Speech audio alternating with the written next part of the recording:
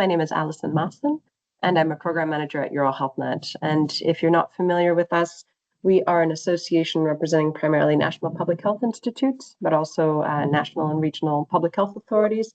And the aim of our work, the primary aim, is around reducing health inequalities within and between European countries.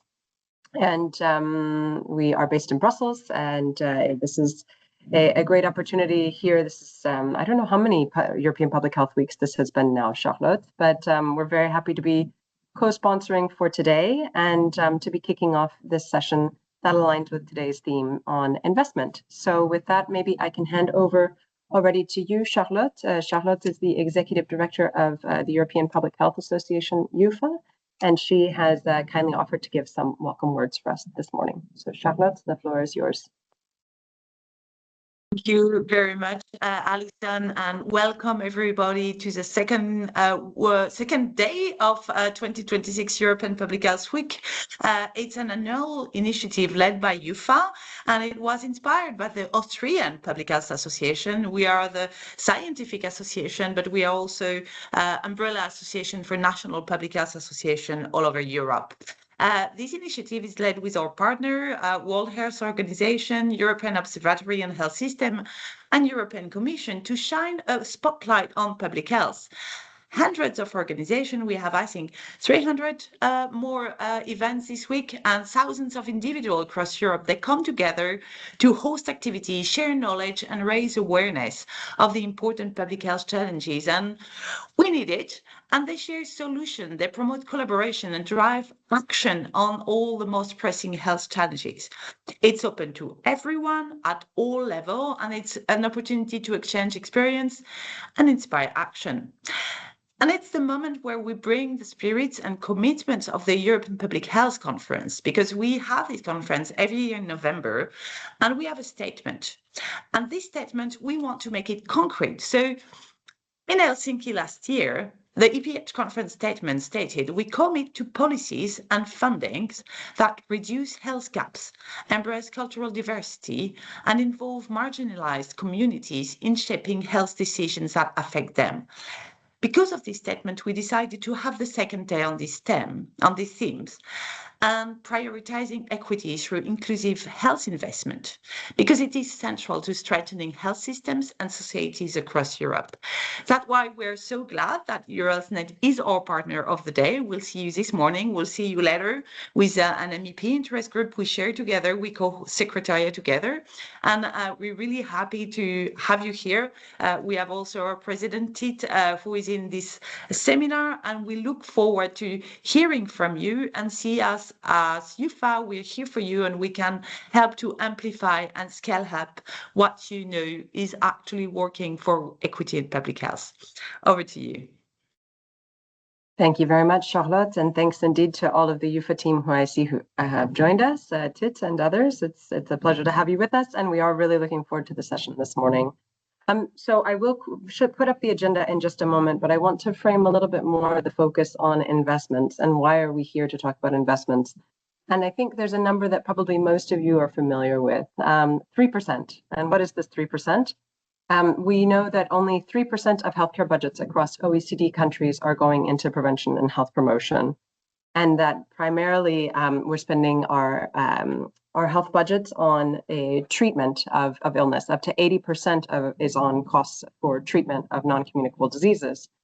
There's a huge gap, and it's a huge problem because we know that prevention works. And we also know that there's a lot of political prioritization, a lot of rhetoric around prevention, but we don't see the money moving toward that. And that's what we really want to get into today is, it's great. We hear it in strategies, we hear it in declarations, we hear it in coalition agreements, but how is that really happening on the ground? What are the things that we can do, that what's in our control to actually move that money and to translate rhetoric into sustained system level commitment? And that's one of the things that the Invest for Health project has set out to explore. And there's a concept within this project. It's a Horizon Europe project that would be actually closing later this month, but my colleague Lena will tell you more about that. The project was animated by a concept called Smart Capacitating Investment, or SCI. And the idea is that investment in health promotion and disease prevention isn't just a cost, but it's a capacitating act. It helps us build the conditions for healthier societies, stronger systems, and long-term savings. And it can be activated through a lot of different pathways, including through reorienting existing public budgets, innovative financing mechanisms like impact investment or cross-sectoral collaboration. So such a big topic. How are we going to cover this in 1 hour and 15 minutes? What we're attempting to do today is structure it into 3 separate points. So the first is really around setting the scene. What are some of the frameworks and the evidence? What's the current financing landscape? And that's one of the reasons we're delighted to have with us a colleague from the WHO European Office for Investment for Health and Development, based in Venice. This is Graham Randalls, and he's going to be our first speaker this morning. And he's going to help us develop that broader strategic picture on the basis of a recent publication that they launched. Then I'll pass over to my own colleague, Lina Papartita from the EuroHealthNet office, who's going to give a preview of a soon-to-be-launched guide that we've been developing within the context of Invest for Health. That's all about how, again, we can concretely work to increase financing for prevention and health promotion. And then we'll get into practice. And as I said, smart capacitating investment covers many different types of investment, but one area that we think is particularly exciting and also feels accessible to us as a public health community is reorienting existing public budgets. What is it that's in our control to do within the system? Of course, we're interested to bring in additional actors and see how we can do these innovative and novel approaches, but we can also think what's in our control within the existing budgets we have. So for our 3 speakers who will come after that, they're going to be giving us examples from Scotland, from Wales, and from Portugal. So we'll come to those in turn. The final part that's also very important, and I do not want to neglect it, is that we very much hope to have time for discussion with you in the audience. We hope that you will come to us with your questions. If you have any exciting initiatives or resources that you're sharing around this space, we want to know that. We've intentionally designed today's session to be open. Everybody can open their camera, open their microphone. It's informal. We want it to feel like a collaborative learning experience for all of us. With that said, please do keep your mic muted for the time being if you're not speaking. On our side, if you hear a lot of construction noise in the background, I'll apologize in advance. The building next to us is actually being torn down. Not great timing, but here we are. And I think it's important to mention too that we will be recording today's session. We would like, for those who couldn't join us, because of course there are many events happening during European Public Health Week, including some competing ones. If people could not join us live, we want them to be able to follow the recording online. So I hope that's all fine with you. And with that, I will stop going on myself because we're very excited, as I said, to have our colleagues with us. And I'd like to already introduce our first speaker, Graham Randalls, who's coming to us, as I said, from WHO. He's Wellbeing Economy Consultant. And in this current role, he's leading all of their work around impact investment. The role also includes developing evidence and convening government and investment stakeholders across the WHO European region to promote impact investment for health, equity, and well-being outcomes. Graham was co-author of the publication Unlocking Funding for Well-being, Equity, and Healthy Societies. This is... Yeah, okay. Sorry, I hear background noise. So, but I think, yeah, maybe we can mute. Okay. So just to say that indeed Graham comes to us with a lot of experience from having recently prepared this fantastic primer all around unlocking funds. And with that, maybe I can directly hand the floor to you, Graham, for your presentation. Thanks very much. Thank you, Alison. I'm hoping everybody can hear me. Can you just confirm that you can hear me? We do hear you. We don't see you, but we do hear you well. Okay, I'm going to focus on the slides. So can you see my slides? I'm trying to share some slides. Yes, we do. You see your slides. Okay, apologies. I've had to switch to my phone and I've got the slides on my computer. So anyway, thank you so much for inviting me to speak to this, this presentation. It's a real honor and a pleasure to be part of this, this webinar on this important topic today as part of European Public Health Week. So as Alison has said, I'm working with the WHO European Office for Investment for Health and Development. I'm a consultant for the Wellbeing Economy Initiative, and as part of that initiative, we are working on new ways of unlocking funding for health, equity, and well-being. So I'm sure that everybody who's joining this webinar today is aware of the challenges, and I think we've already heard about these. We're facing challenges through demographic shifts, and in particular through aging populations. We know that government resources are stretched and that governments are facing multiple competing priorities, whether that's increasing spending on defence or supporting people with cost of living issues to dealing with the climate crisis. We know also that there are both real and potential and perceived limits to the potential to raise government funding through taxation and borrowing. And we do also know that where money is available, as Alison has just mentioned, it's very quickly absorbed by these increasing demands for healthcare services. And what's left over for public health and prevention? Unfortunately, very little. And this seems to have changed very little over the years. And yet we know that investment.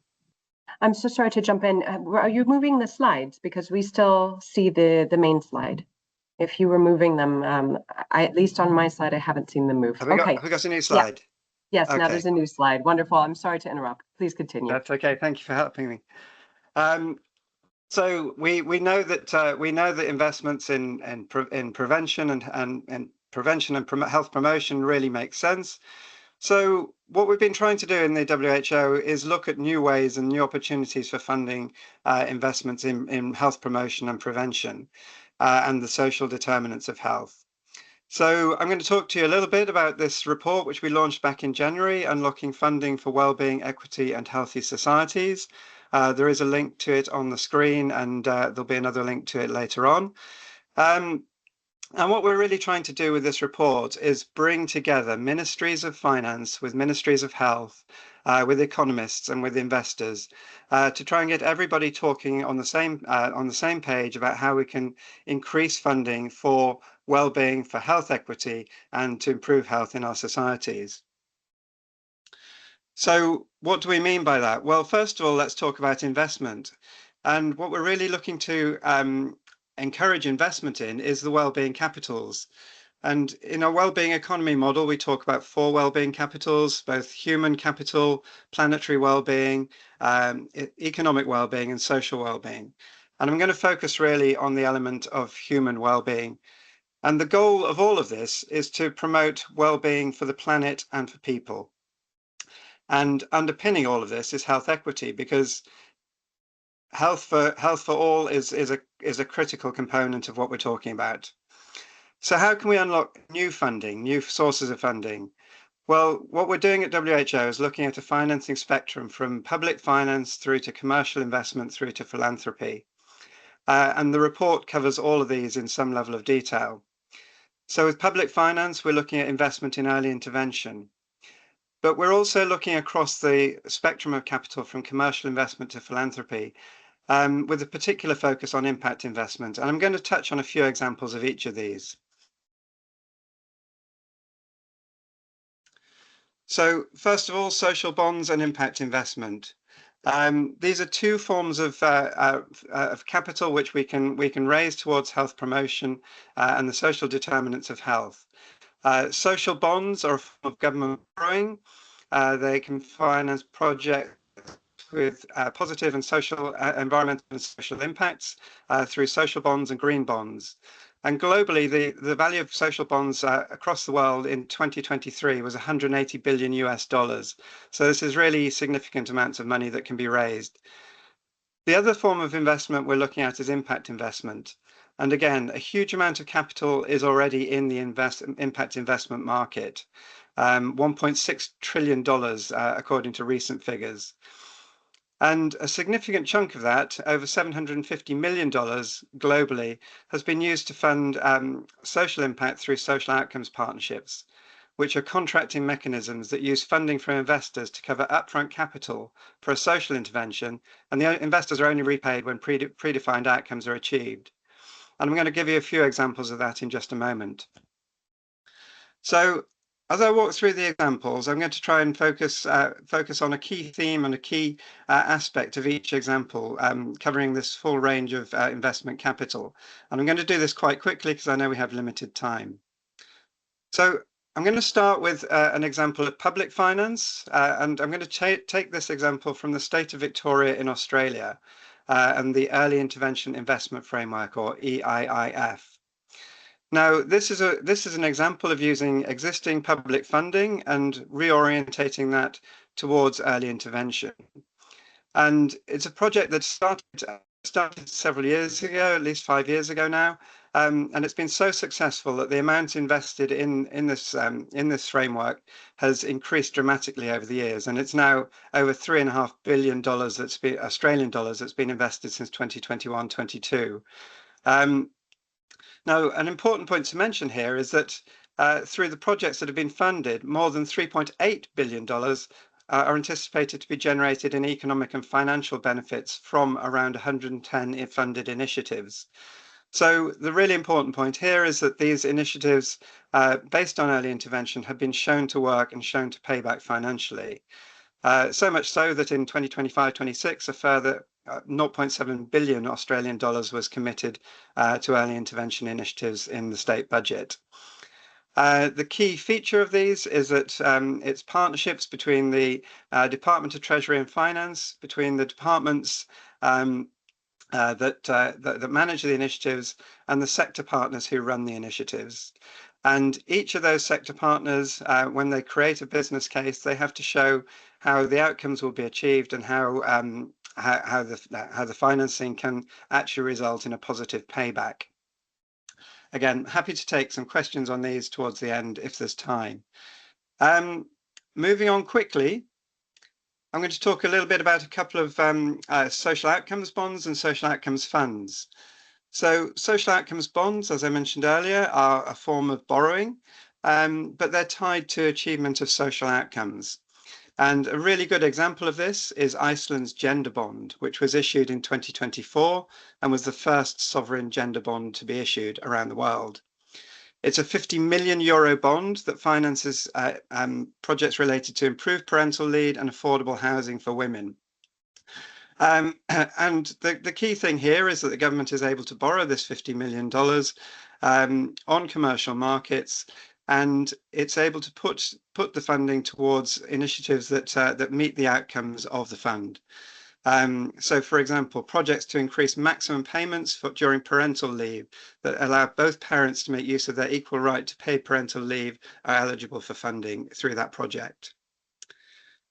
Another fund I'm going to mention is the European Fund for Southeast Europe, which is a blended finance fund. And again, apologies for using financial terminology, and I hope some of it's familiar to people. But a blended finance fund simply means that public funds are somehow matched with private or commercial funding. This enables both public and private investors to invest in social outcomes. In the case of the European Fund for Southeast Europe, the fund invests in micro, small and medium-sized business enterprises that improve living conditions for private households. And a key feature that I want to mention here is that, again, the partnership element. We're going to use the word partnership many times in this presentation. And the partners for this particular project include the European Investment Bank, the European Bank for Reconstruction and Development, and the KfW Development Bank. So really just wanting to emphasize that multinational financial institutions, development banks, etc., are an incredibly important source of finance for this kind of fund and this kind of initiative. So now moving on to social outcomes funds and social outcomes partnerships. Now, once again, the word partnership comes up, and this is an example of where governments can partner with private investors, funds and foundations, trusts and foundations, and civil society organizations who deliver on the projects. I'm going to give you just a few examples. The Standing Strong Health Impact Bond in the Netherlands has been going for some time now. It's valued at €2.8 million, and the aim is to reduce incidence of falling amongst older people through a cross-sector collaboration that shows how the initiatives can significantly lower healthcare costs. It's a wonderful initiative to use as an example because the payback on the investment to the investors is very, very quick. The cost of people who fall to the healthcare system is very high, and preventing falling is something which is quite achievable through this project and can produce payback results within about 2 years. A further initiative is focused on social prescribing in the central Denmark region. And once again, this is an initiative that aims to find new ways and models of cross-sector collaboration through systemic engagement with civil society. In this case, it strengthens the GP as a systems frontline and reduces pressure on social and healthcare. And as a result, the project is supported by both the municipalities, the regions, and philanthropic funding. So the outcomes payments, some comes from the municipalities, some comes from the region, and some comes from a philanthropic fund. And all of those partners see the benefits. Graham, I'm going to mention two examples rather left, quickly from the United Kingdom. First of all, the Thrive programme in Northeast Lincolnshire, which addresses the social environmental factors to support health and well-being with common long-term conditions. The main point I'm going to make here is that the long-term data from the project shows that individuals who are on the programme have reduced secondary care usage by almost 20%, compared with a control group of similar individuals not on the programme, who conversely increased their secondary care usage by over 16% in the same period. So this is really just an illustration that these projects, we do know them to work. We do know them to reduce healthcare costs. Another example is the Ways to Wellness project in Newcastle in the United Kingdom again. Another social prescribing activity, this time for around 6,000 patients in the city of Newcastle. Once again, with dual aims of both improving the health and well-being of people and reducing costs to the National Health Service. And once again, there is strong evidence of this working because it enabled the delivery of social prescribing at scale, and that identified 4.6 million British pounds of cumulative secondary care costs avoided over a period of 5 years. So once again, cost avoidance is a key element, but also improving health and well-being of people is shown through these projects. Now, in the United Kingdom, social outcomes funds and social outcomes partnerships have been extremely well used, and that's led to, in July 2025, the UK government launching the Better Futures Fund, which is a £500 million fund to break down barriers and opportunities for vulnerable children and young people, showing the success of these kind of projects and hoping to attract an additional 500 million from local government, from social investment, sorry. I'm aware I'm running out of time, so I'm going to quickly move to the last couple of slides. There are some key challenges, such as increasing awareness, developing a pipeline of opportunities, measuring, monitoring, and managing the impact, and developing the capacity of public authorities to use these instruments. But WHO is very much supporting the implementation of impact investment through health, well-being, and health equity, through providing dialogues in country, needs and opportunities assessment, and developing pipelines of opportunities and engaging funders and investors. Alison, I think I'm running out of time, so I'm going to stop there, but thank you very much for inviting me to speak.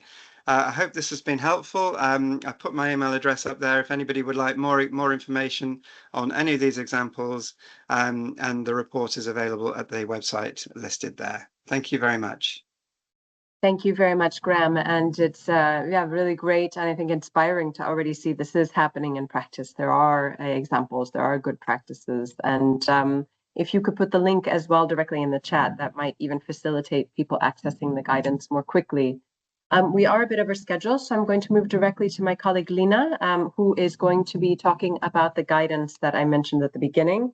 It's quite perfect, actually, I think, because we've seen many case studies and we think these are very nice, but how would we actually put this into practice? Where do I get started? This sounds great, but I don't know anything about this field. Where do I go? So Lina, I didn't properly introduce you. You do a ton of fabulous things in EuroHealthNet, but please tell us about this work that you've been leading for us. And I'm just going to turn off my sound so you can turn on yours.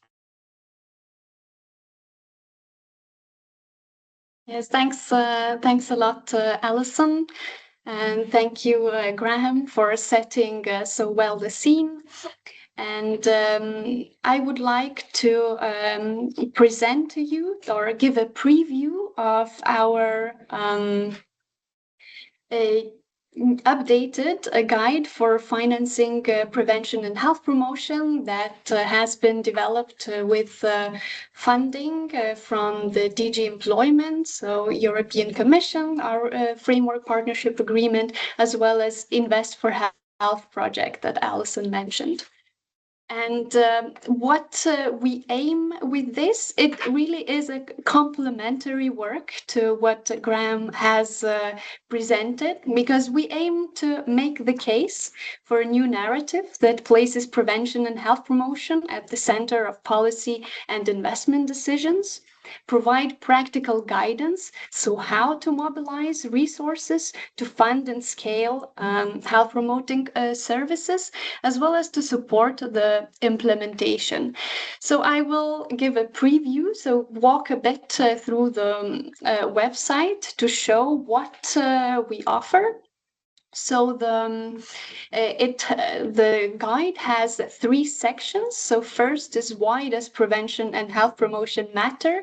So here we revisit the evidence, which is always important, especially as we would like to work across sectors. So showing how we can improve health and well-being while working with education, social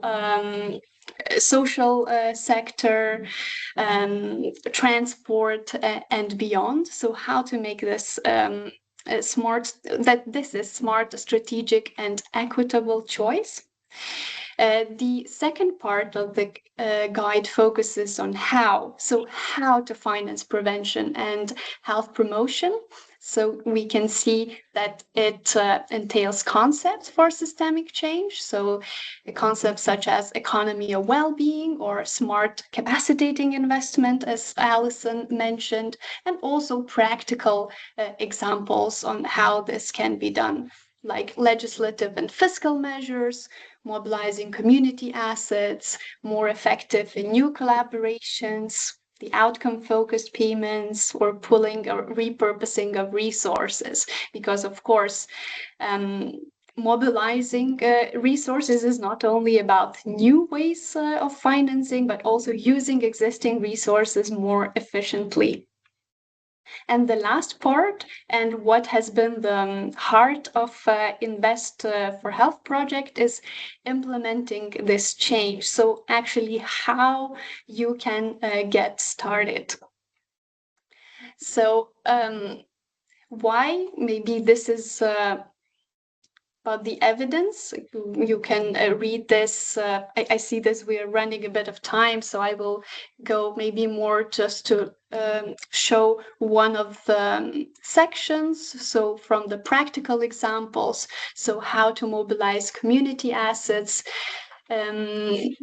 what those assets look like. So we are giving examples like crowdfunding, microcredit, time banking, citizen-driven cooperative. So we explain each of them, zoom into some examples, and provide case studies.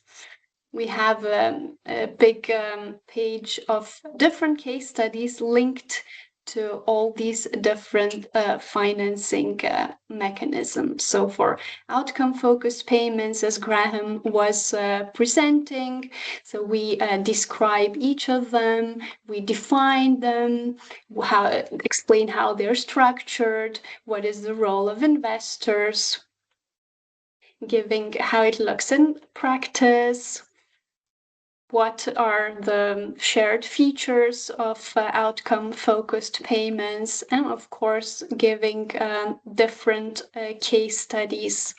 So how these different case studies look like, they all follow a similar structure, explaining the context and problems addressed, what is the intervention and financing model, what are the key outcomes and associated measurements, and further links to resources. This is for inspiration, but also more practical ways how this has been done. And the most important section is getting started. And as we worked on defining the smart capacitating investment and Invest for Health project, so we took it as this approach that we would like to scale or we would like to implement. So what are these smart capacitating investments for health promotion and disease prevention? So we know that they can be financial, but also non-financial. You can see that financial are also divided into those social impact investors that they are aiming for financial plus social return on investment, or those who are primarily focused on social and not the financial return. The non-financial path is where investors are primarily interested in social return on their investment, which would be in-kind contributions or mobilizing community assets. All of these are explained in greater detail throughout the guide. And then we focus on the practical pathway. So how can we implement this smart capacitating investment? We propose 7 stages, though this is not a linear process. It is interconnected, and those stages can be revisited as your initiative develops. Of course, we offer assessing readiness and context, clarifying the problem and choosing the right intervention. Stage 3 is on building alliances and partnerships.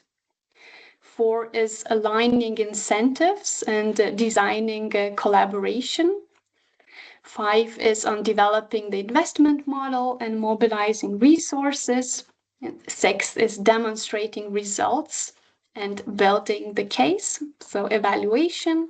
And the 7th is more on the policy level, so how to scale and sustain the impact. So each of these sections look like this, and here we explain, yes, so for instance, readiness, so why it matters, what does it involve, how can you assess your starting point. We are offering some tools you could use, and then some key messages and next step. So for instance, clarify the problem, so define the problem and choose the right intervention. So what you will learn in this section,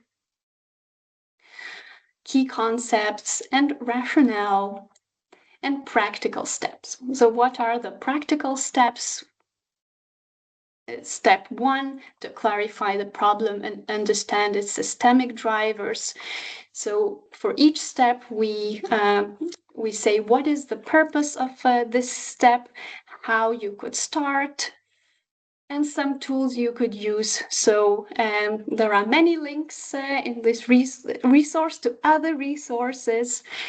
Some are explained in greater detail, especially those that were used in Invest for Health project to test this implementation of smart capacitating investment. So for example, to define a problem, to use the problem tree analysis. So here is the example of how it looks like, and then how to apply it in practice, as well as other useful resources.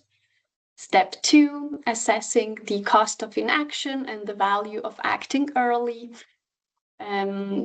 Here an example of tools. You can see the social value e-guide for public health that was developed by WHO Collaborating Center on Investment for Health and Wellbeing. And you will hear Mariana speaking later today, and maybe referring to it as well. Yes, I have 1 minute left. I will show maybe one more section, for example, stage 4. So connect what partners value to outcomes worth investing, as well as you see the same structure, key concepts, and practical steps. So how to map incentives and value drivers, designing the shared goals and outcomes. So we link always the steps and stages that you could go back and forth to come up together with different stakeholders, with your intervention, how to reach out to map and reach out to different investors and so on. And of course, the resources, the most important part is the case studies. And you can find many case studies for different types of investment. Here you can see also Scotland's 10-year strategy that will be presented later today, as well as social innovation Portugal example. And I will stop sharing. And the last thing I wanted to say was that here is a preview of the guide, but we still need to finalize it. As you see, some images are missing, and just to make sure that all the links work, and it will be ready to launch on the 28th of May. During the Invest for Health final conference. You will find the link in the chat. My colleague will share it with you. If you wanted to learn more about smart capacitating investment, there will be a webinar at 2:00, organized by some Invest for Health colleagues. And of course, it would have not been possible without other EuroHealthNet colleagues. So I wanted to say thank you to Chantal, our communications manager, also to Emmy Weller, to our wonderful intern, Annalise Bross, and of course, support Alison and Caroline to making this possible. Thanks a lot for listening. Thanks very much, Lena, for this quick tour of the guide. And I don't know if already we would be willing to share a link, unfinished as it may be, in the chat, or if we need people to wait for the Invest for Health conference. But please do feel free to join us on the 28th. There is an online streaming option, or of course, if you are in Brussels, we would love to have you there with us. More information in the chat. And thanks again, Lena, for this quick tour that does still a big effort to do this. It's many stages, many steps, it's a long process, but it feels more tangible when you can break it down into its components. So it's exciting to see it coming to life, the new version of the guide. We are super behind. I've been a terrible moderator, so I'm going to try to be better now. And I want to already take us to our examples from the countries. As we said, this webinar, there are many different ways we could approach this question of smart capacitating investment and how to apply it. But we wanted to look here really from the perspective of the public sector and what is within the public sector's scope and control to do. And that's why I'm delighted to have our three speakers. And I will go already to our first, who is Michael Kellett from Public Health Scotland, where he's Director of Strategy, Governance and Performance. His focus is on making Public Health Scotland make the best contribution it can to improving health and well-being for all people living in Scotland. And your presentation is From Strategy to System Change, Advancing Prevention Through Scotland's Together We Can approach. So thank you, Michael. The floor is yours. Thank you, Alison, and thanks, colleagues, for having me today, and particularly thanks to Lena and Graham. Those resources you described were really useful, and we'll certainly pay attention to those. So I want to cover a number of things, colleagues, today. I want to talk a little about Scotland and Public Health Scotland's role within our society. I want to say a little about Scotland's population health. I want to introduce two important strategic set pieces that have manifested in the last couple of years. I want to focus on how we're putting them into practice. and I'm trying to do all of that in 7 minutes, so wish me well. Next slide, David, please. First of all, just a little about Scotland. For those of you who know us, we are a country of 5 million people, roughly. We work in a sphere of devolved government. We have the, pardon me, elections to our Parliament in Scotland this Thursday, so we may have a new government on Thursday, which will be interesting. But health and health policy has been devolved to the Parliament in Scotland since it was created in 1999. In Public Health Scotland, we work across all 3 domains of public health: health protection, healthcare, public health, and health improvement. And we are a relatively small organisation, but we seek to act through influence and partnership with government itself, but with stakeholders across the private, public and voluntary sector. Next slide, Graham, thanks. Just a little about the state of Scotland's health. The bottom line, colleagues, unfortunately, I take no pride in saying this, is it's not good. Our life expectancy in Scotland is now 79. We die younger than anywhere else in the UK and almost anywhere else in the rest of Europe. Inequalities are very pronounced.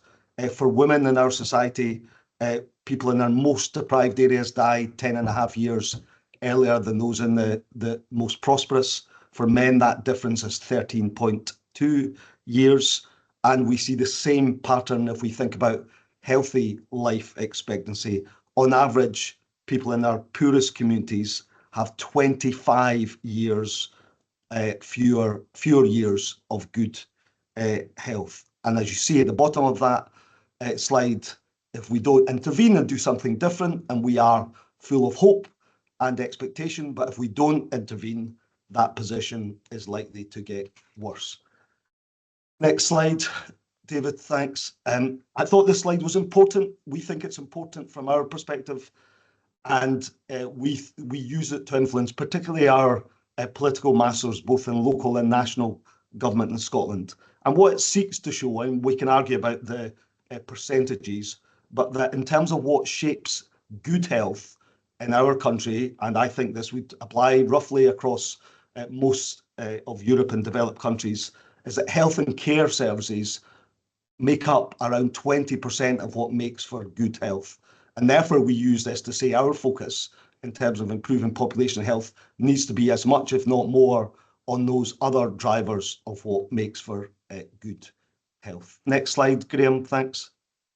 Scotland's population health framework is really important in driving that agenda. It was published in June 2025. I'll put a link to it in the chat once I've finished. It's a policy document from our government in Scotland, but also jointly with our system of local government in Scotland. And that's really important if you think about what drives good health, housing, education, many of which are the responsibility of local government in Scotland. Prevention is at its heart, so the focus of our discussion today, and it clearly sets that a cross-government and whole system approach is going to be really vital if we are to begin to improve the poor health that I've just described that we have here in Scotland. Next slide, Graham. This is a one-slide overview of what the Population Health Framework says. It sets out a vision and an aim. It sets out 2 initial priorities, and embedding prevention in our system is really about what we're seeking to discuss today. So how do we understand how prevention is supported in our country, and how could we do more about that? How do we hold particularly public sector organisations to account for how they are improving population health? The second priority there is about tackling healthy weight. In Scotland, we have a big problem around obesity that we're seeking to prioritise. And you see those drivers of health that I've talked about earlier as being clearly called out. Next slide, Graham. So that then informed our 10-year strategy in public health. Scotland, we were an agency born and this is coincidental, but not ideal, on the 1st of April 2020, so right in the middle of the COVID pandemic. And understandably, our focus when we were created was on supporting Scotland through the pandemic. But over the last number of years, we've been able to really embrace the full ambition with which we were established, and a new 10-year strategy tries to encapsulate that. Next slide, Graham. And this is our aim that we have set ourselves. And we, again, I'll put a link to our new strategy, Together We Can, in the chat, but we are clear that we want to see improvement in average life expectancy by at least a year. But really importantly, we want to narrow the life expectancy gap given the health inequities I've just described. Next slide, Graham. And this is the 5 drivers that we are seeking to focus on. You'll see those mirrored in the population health framework, and what we do in our strategy for each of these drivers is set out what we seek to achieve by 2028 and what we seek to achieve by 2035. And we will hold ourselves to account, as well as be held to account by our stakeholders for that progress. Next slide, and this is my final slide. Alison, you'll be pleased to hear. This is our vision we capture in our strategy for what we think a thriving Scotland should look like in 2035. And you'll see that focus there on prevention first and shifting resources upstream, which is really important to us. In terms of how we're delivering on that, we're doing that in a number of ways. Government convene a national steering group on the population health framework. We are very heavily involved and influential there. We have developed with partners an approach to what we call a public health organisation, that we are seeking, first of all, to make sure all our health services in Scotland, our NHS boards, as we call them, 14 territorial boards spread across the country and a number of national boards, how can they make sure that they are prioritising preventative investment? We've developed a maturity matrix with the King's Fund that we will be rolling out very soon, so they can hold themselves to account and they will be able to track their own prevention spend in a way that's never been transparent to date. And as I said, we are an arm of government, but we have a board, and they will hold ourselves to account for progress in delivering on our strategy and on the population health framework. Alison, I'm short of time, so I'll stop there, but very happy to take any questions, and I'll put the links I suggested in the chat, as well as my email address. Thank you. Thank you so much, Michael, and thanks for indeed keeping to time. It was a big, ambitious ask, but you've managed, so we really appreciate that. And I am hearing these key words, I'm thinking back to Graham, the idea of partnership and how important that is, and really accountability and how that came through so clearly. And I'm very interested to see this maturity matrix when it comes. And I think that leads very nicely to our next presentation from Mariana Diakova from Public Health Wales, who's going to be speaking to us about measuring what matters. And of course, that is an important part of how we hold ourselves accountable, is can we actually measure what it is that we've achieved? So Mariana, thank you for being with us. You are Technical Director of the WHO Collaborating Centre on Investment for Health and Wellbeing at Public Health Wales and Head of International Health, and you're leading an interdisciplinary wellbeing, economy and health portfolio. There's much more I could say, but I want to pass the word to you. Thanks a lot for being with us. The floor is yours. Gorda, good morning, everyone. Delighted to join this webinar. Thank you for inviting me. And grateful I'm from Scotland. Let's see if I can move this. Because Wales is one also of the 4 UK nations. I'm just not quite sure why. There you go. It's moving now. Thank you.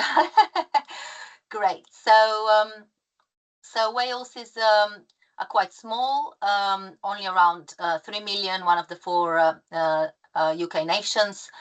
And as we heard from Scotland, we also have health as a devolved power. And we also have, we're very outward and forward looking. So we have a unique legislation of the Wellbeing of Future Generations Act, which replicates the Sustainable Development Agenda. So we have the 7 well-being goals, and actually a healthier and a more equal world are key ones for us. So in this presentation, I would like, again, for a very short amount of time, and I'm not quite sure why there you go. No, it's this one.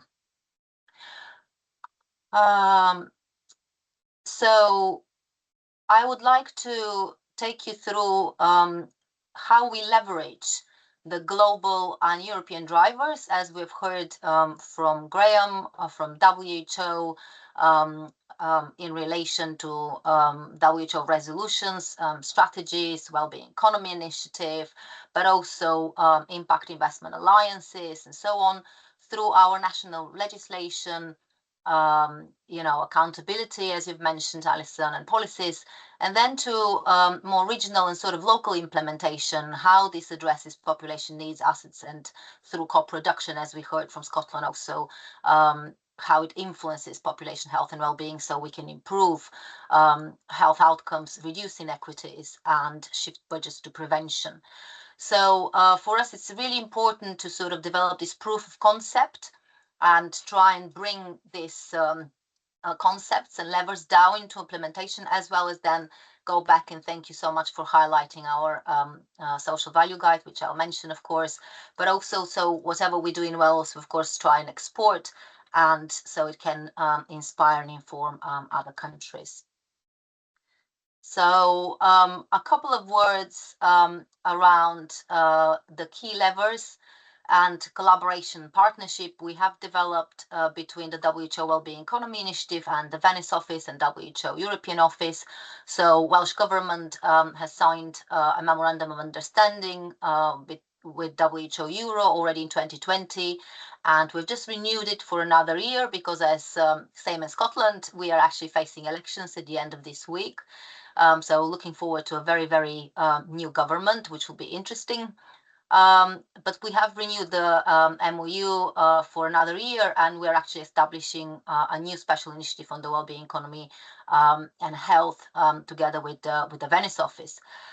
So we'll be hopefully looking into some interesting products and events over the next year.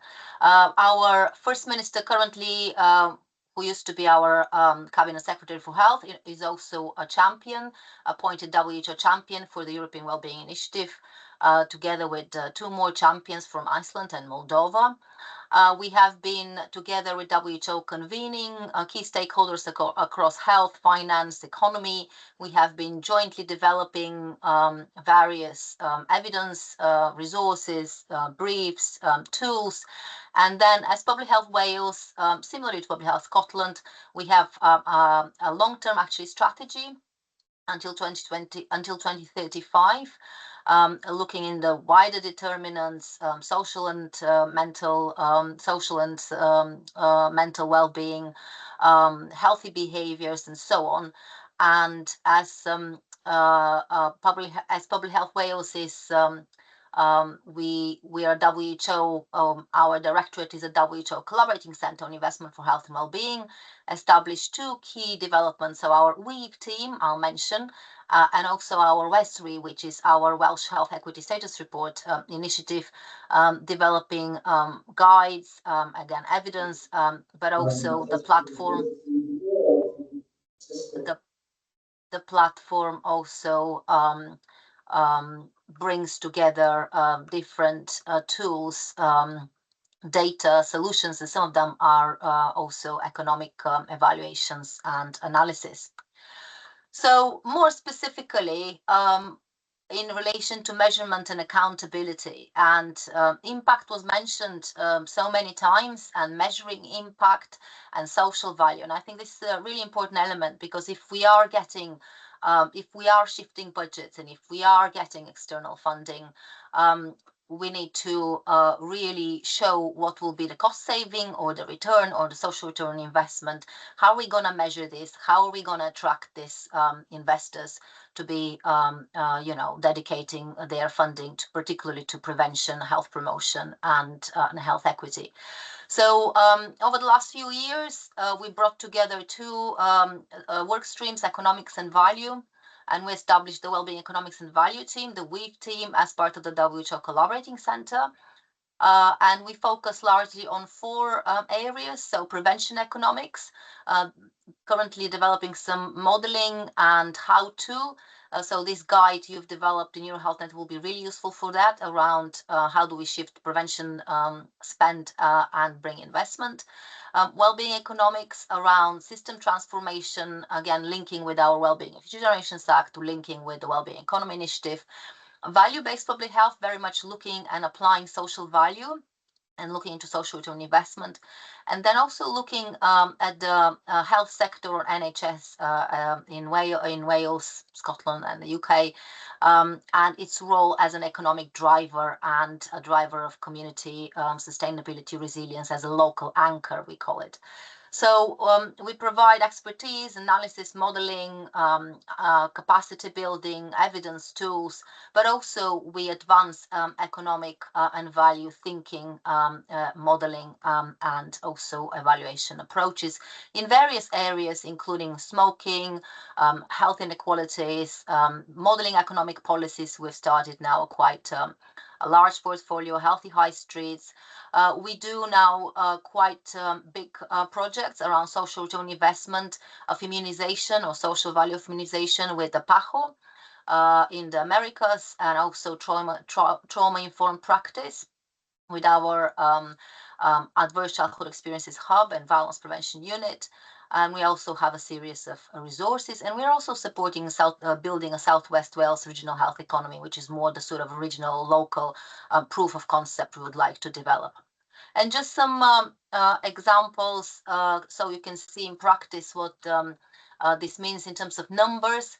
So, for example, we've developed a series of infographics and reports starting from 2016, and the last one we published last year, around investing in prevention.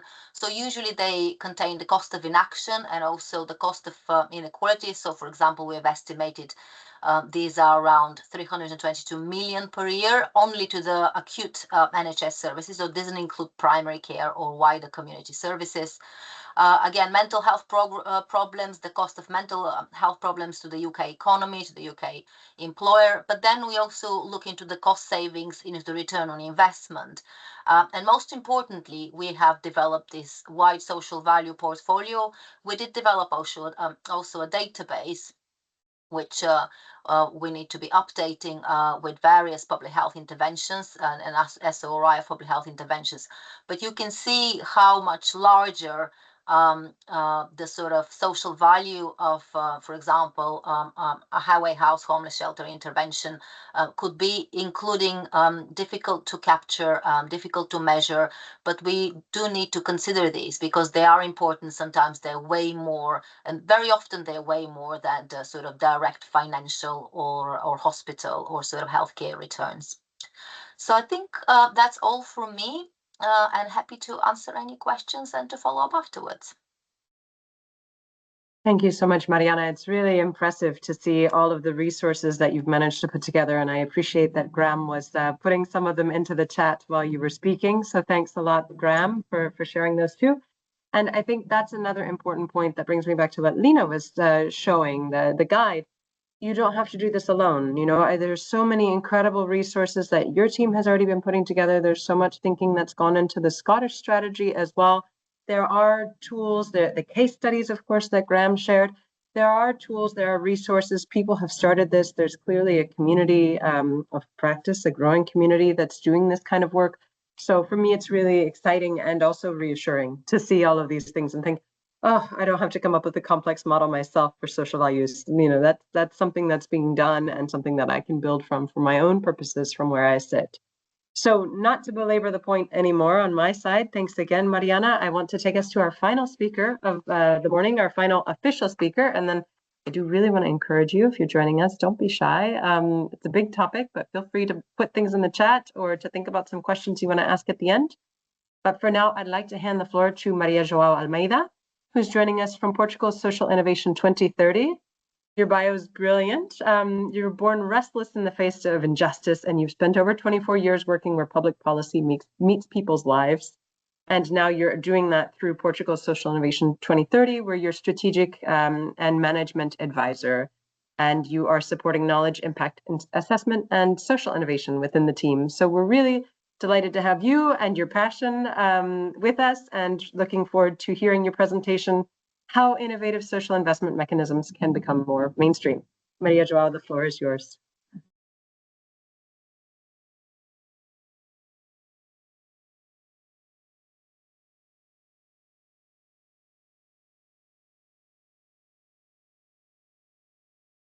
I think you're still on mute. Yes. Now we hear you. Yes. Okay. Very Now? well. Thank you. Yes. Thank you. Thank you for this this delay, because I'm preparing the presentation. I don't know if you see it. We had seen it, but not from the main slide. If you want to try to share again. Yes. Sorry. Sorry about this.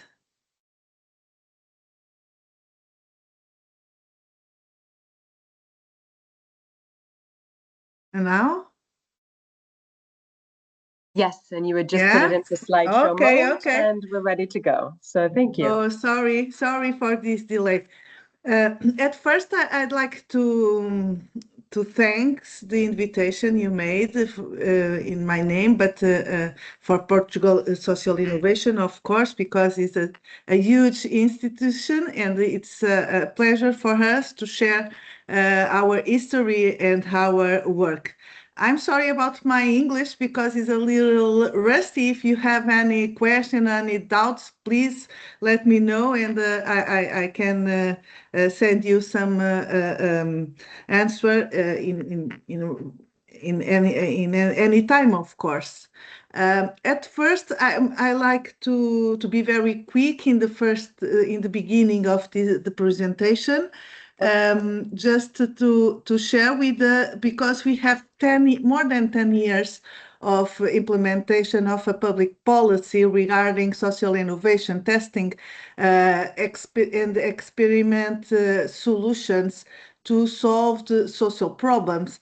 And of course, the social problems have a lot of dimensions, and health, it is a dimension to solve the social problems. Our concept of social innovation, it's we try to create this concept, and in the time we have make changes to be more specific with our reality in Portugal, but our experience, as you know, it is larger than Portugal, because we have a lot of work and we share this passion with another countries and so on.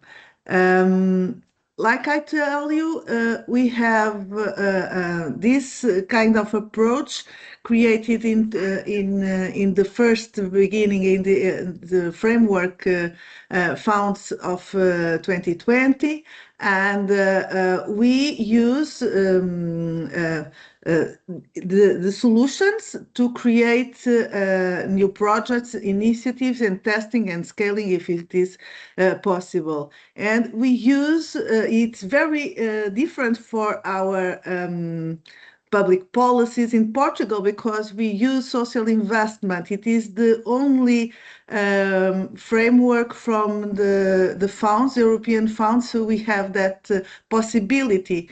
And we test that methodology in the first since the beginning, and I will share you how we do that.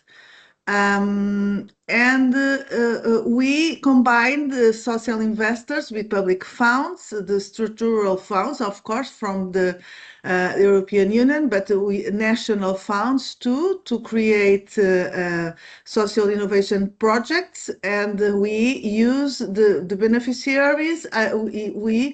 Normally it is associations, cooperatives, and charities, foundations, startups, and so on. A lot of different kind of beneficiaries. And we do the experimentation for social inclusion, employment, education, health, and justice too. Our history in the last 10 years, we can support these numbers. We create a social innovative ecosystem in Portugal, and we developed in this current framework from social funds. We create another environment, and then we test some instruments, financing instruments, differently. And that lessons learned could help us to create this framework, this current framework from Portugal 2030. We have 5 financing instruments with different approaches for the social investors, as I will share with you. We have the partnership, and this kind of projects. It is just to tell one thing I'd like to share. These kind of instruments are related with the life cycle of the projects. More mature and more immature projects could be, we have this approach to help some more immature projects and initiatives, and just to test some solutions in the beginning and see if it is possible to scale in a region or in a national level. And this approach is very important to create some security for the social investors too. That's why the participation of the social investors are different in the life cycle of the projects and the maturity of the projects. In partnerships, we have 80% funding participation, and the 20% remaining, it is by social investors. What kind of investors we have in partnership? We have some projects, as I will share with you some numbers, and you will see, because we have different kind of investors, and the participation, it is higher or lower regarding the type of the investors. We have capacity building and centers for impact. We don't have investors in capacity building, but in centers for impact, we have the same approach we have in partnership. And we have 2 kinds more instruments. The last one, the contracts, it's very, very new. We are testing. We are starting now to implement. We don't have any examples because we are negotiating with the European Union this kind of projects, but are quite different. It don't have a participation of social investors. I will show you some example, because this instrument, it is to are very similar with the public policies and the priorities of the public policies, and it is based on the savings in public expenditure. And how we do that? We have this platform, One Value. This platform shows us the costs of public policies. You can see it in the internet. It is in English too, in Portuguese and in English. And we have the costs, different costs of the public, the measures and the services and so on. I will show you. And we have this Maria one. Joao, I'm Yeah. very sorry to interrupt, but if we're starting to run very tight on time, we could just have your conclusions, please. And I would love if we can share the examples, if we share the PowerPoint as a PDF later, then people can also access the presentation. Thank you. Okay, just to share this One Value, we have the costs, and this is one example. This is the type of intervention we have. The health, it is one of of the projects we have. This is the distribution and national. This is social impact bonds. As we see it, it is a kind of instrument we have too. This is regarding the health. And just to share with you the conclusion, it is the most important, of course, why the social investment is so important and can create an equitative approach in public policies, because we mobilize additional resources toward the evidence-based social impact, because our projects are mandatory, the social impact, and it's very important for the investors to see the results and create security to the investment. Companies and other social investors are increasingly interested in initiatives that demonstrate that social impact.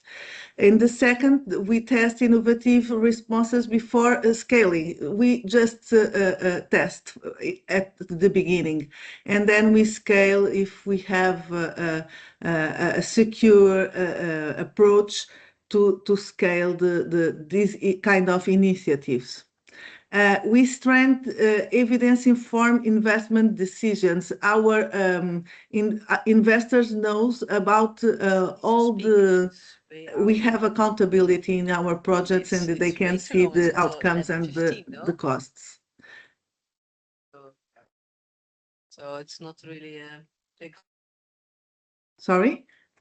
And that's why it's so important to have the innovation to mainstream public policy. It is a structured pathway to adoption, a clear route from testing innovative solution to adapt scaling, as I told you, to combine public funding with private and philanthropic engagement is very important. We have that. We test that. It is with us successful.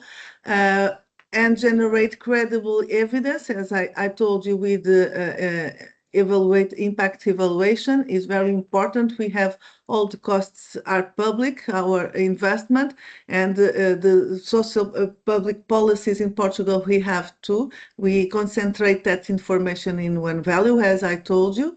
And we create institutional and fiscal incentives in Portugal, but it's very important to the foundations and the companies and the other social private investors can participate, and they have favorable legal and fiscal framework to participate and finance the costs. And we can translate learning in scaling decisions. It is fundamental because lessons learned are very important to create a national, more secure public policies. And that's Thank you so much, Maria Joao. I'm just conscious it is 11:15, which is when we want to close. And really, it's such a wealth of information. So I'm very grateful that already our other speakers have shared their emails in the chat. I hope, Maria Joao, you would be willing to do the same. so that participants can follow up with you and learn from all this incredible experience. We are at time, so I know people want to go, but I just wanted to offer, I'm really grateful that actually EUFA's president, Tit Albrecht, has been with us throughout this webinar. And I wanted to ask, Tit, did this align with your expectations around day 2 and investment? Did you learn some things about investing, or do you have any final closing remarks you'd like to share with us? Very quickly, thank you very much, Alison, for the floor. I think we have heard very rich messages. I think that myself included, but also other listeners who participated in this webinar definitely learned interesting approaches. We heard about bonds for health. We heard about smart capacitating investments, both financial and non-financial. And of course, the 3 country examples which show also certain differences which are important on how countries address socioeconomic differences in outcomes, from lagging behind in Scotland and putting forward the population health framework for 10 years. Wales with clear investments and clear returns on investments focused, proposed within the public health Wales. And of course, the social innovation programs from Portugal with regional investments and using different financing instruments, both nationally and from the level of the European Union. I think this shows the richness of approaches, something that all of us can learn and also contribute in our own environments, of course, tailored to our specific situations. In any case, a great case for investing in health, and we'll be looking forward also to the future outcomes from all the country examples. Thank you very much. Thank you very much, Tit. And I want to thank again all of our speakers. We're over time, so I'm not going to belabor it, but really thank you so much. It was a wealth of information. It's clear there's momentum in this space, but it's a complex space, and we can all benefit from working together to continue to push that momentum and develop our expertise. So thanks again. And with that, I'd like to close our session for the morning, and we hope to remain in touch with all of you. And we wish you a great rest of European Public Health Week. Thank you.